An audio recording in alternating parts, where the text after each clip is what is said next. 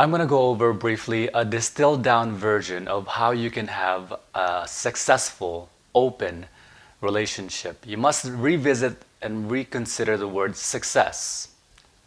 The word success for many people mean different things, and the overwhelming case is a success or a successful endeavor or a successful relationship is just what they imagine it is.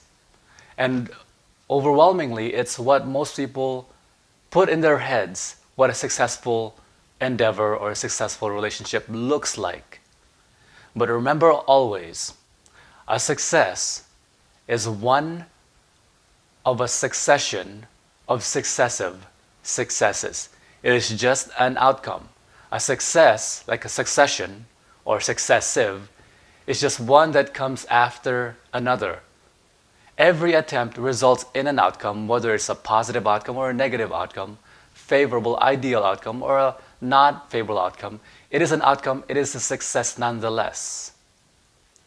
So, a successful relationship, in other words, is a relationship that persists. A relationship that is ongoing is a successful relationship. So, what you're actually looking for is not a successful relationship. What you're looking for is an ideal relationship. An ideal, by definition, is ideal to you. What works for you? There are many people who are stuck in relationships in which they imagine it looks like the successful relationship that they were taught to them by society or by their parents, but it's not ideal to them. They're in profound misery. There are a lot of gay people who are in relationships with the opposite sex, not because they want to, but because it pleases their parents or pleases society. It pleases what they imagine a success look like. And then they break up with that person, and then they go back in a relationship with the opposite sex for the same reasons, because they don't want to disappoint other people. Don't look for a successful relationship, look for an ideal relationship. The next thing I want you to consider to have a successful open relationship is make the cornerstone of your relationship founded on unconditional love rather than conditional love. Do you know the difference? Love is your wanting for your beloved's happiness intrinsic to your happiness. Intrinsic means as much as you want for your happiness, you want that for them. And that doesn't necessarily require your being with them. And what they pursue that makes them happy and actualize may not ever have anything to do with you. And that should be okay. You should want that for them. And when you want that for them, they'll recognize, wow, this person loves me.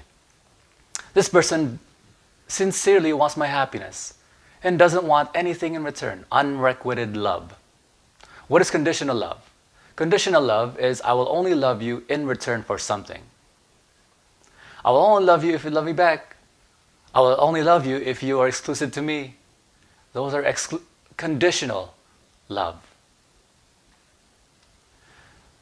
The next thing you must prevent at all cost is being and feeling taken for granted.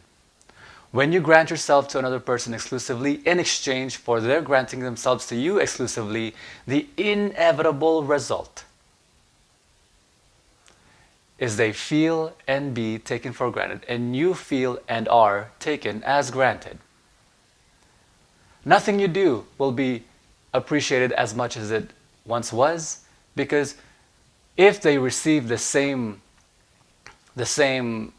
material you provide, the same resource you provide, or same quality of attention you provide, if it's taken for granted, if you were, for example, if I were to provide you steak, I'm a steakhouse as a metaphor, and I provide you steak, but I'm only a steakhouse. I don't provide Japanese, Korean, or Vietnamese, or American. I just provide steak, but I provide really, really, really good steak. And you love my steak. In the beginning, it sounds really good that you get all the steak you want being in my restaurant. But soon enough, you'll find out that because you take for granted that I'm going to be making the steak and you're going to be getting my steak, you take it as granted and you don't appreciate it the same way. And so I say, Whenever you feel like you want Japanese, Filipino, Chinese, American, whatever, Vietnamese, Italian, whatever it is, go get it. And when you come back to my restaurant, I know you're coming back because you like what I provide. How do you know you're being and feeling taken for granted? Is when you get to the point where they're no longer they want more than merely your existing. Just your mere existence should make them happy. And your attention should make them happy. If they want more than that, you know you are being taken for granted. And if you want more than that from them, you know you're taking them for granted. Remember in the beginning when you were just happy they existed. The next thing I want to talk about is communication. Communication, as they say, is one of the most important things in relationships, although most people never really understand communication. Communication is absolutely key, and you're better off communicating more and more and more rather than less. Especially with every single thing. And I propagate open communication because open relationships is not open legs or open zipper, it's open communication. It's your ability and you're facilitating the opportunity for your partner to be able to communicate openly without judgment, without repercussions. They can communicate absolutely about anything. I can say to my sweetie, oh my God, that girl is so hot, I would love to take her to bed. My sweetie can tell me, oh my God, that guy is so cute, I want to get to know him and see if he's interesting or worthy. And I say, go ahead, baby. And if she says, can I sleep over at my friend's house? I'm like, yes, of course. Let me know if you want me to pick you up in the morning. There's something that most people don't appreciate about communication, and that is empathy. People say, okay, empathy, yeah, we get it. Yeah, put yourself in the shoes of the other person. Remember, empathy is being able to put yourself in the shoes of the other person and getting to see their perspective and being able to communicate it out loud. And sympathy is seeing their perspective and agreeing with it. That's the difference. And then there's also something called active empathy, in which you vocalize your emphatic perceptions. And then there's something I teach, which I won't go over, is something called tactical or strategic empathy. It's where you use empathy to result in a behavior from the other person. And then there's something I called quantum empathy, which is a secret to profound, amazing negotiations, communication with your beloved, agreements, sales. It is the secret. And then now I'll go over, lastly, my 2 rules. And these 2 rules are amazing. I don't go over the rule of ABC, always bring condoms. I don't need to go over sexual health because I presume in my partners that they are mature enough that I can trust them, that they will look after my sexual health and their sexual health for my benefit, for my sexual health. And so my sweetie never goes anywhere without a condom. I never go anywhere without a condom. And I require that all of my lovers procure a... Alright, so before I got cut off, let me go over my 2 rules. Remember, the rule that they must look out for their sexual health is not a rule I have, it's because I expect it from them. My first rule is that I never be taken for granted, and my first rule is this: I will never be any woman's only sex partner.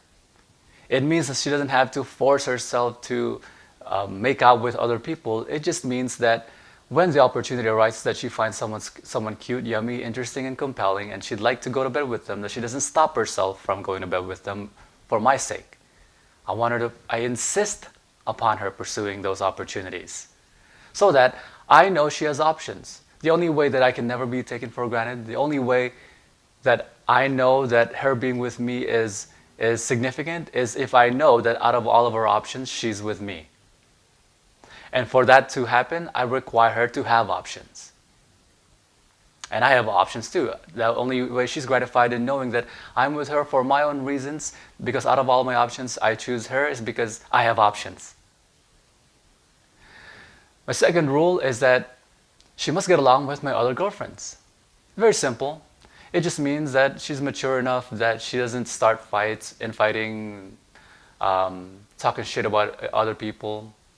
spreading rumors, just harmony in relationships.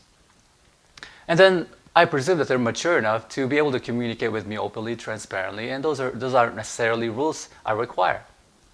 And so those are my top tips to have a successful or ideal open relationship.